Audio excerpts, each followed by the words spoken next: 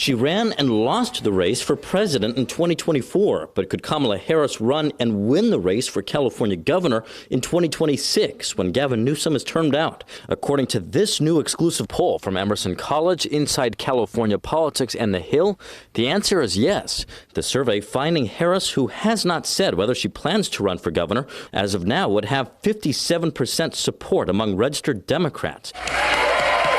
In a distant second, Democratic former U.S. Senate candidate and former Orange County Congressmember Katie Porter with 9% support. Porter, too, has yet to publicly say whether she's running.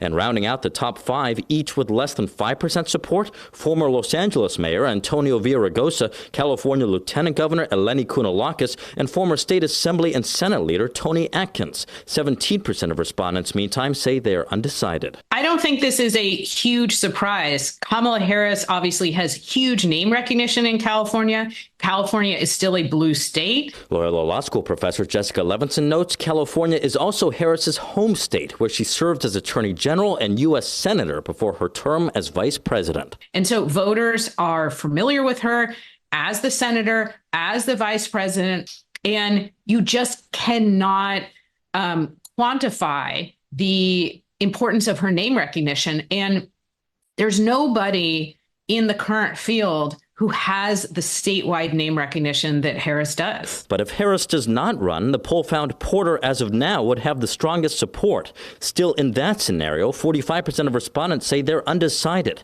Matt Taglia of Emerson College Polling helped conduct the survey. With Harris out of the picture, I think that this is an open contest.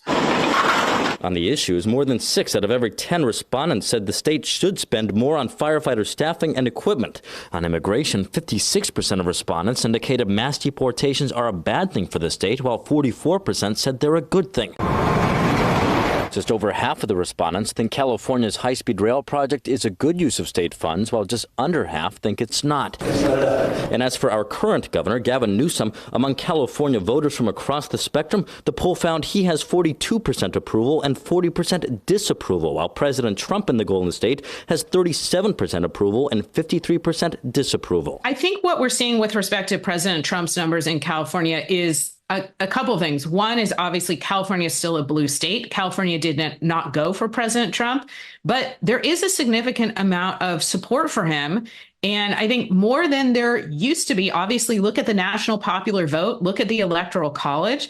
They both went for President Trump. Look at what happened in the U.S. Senate, in Congress. People are voting for Republicans right now.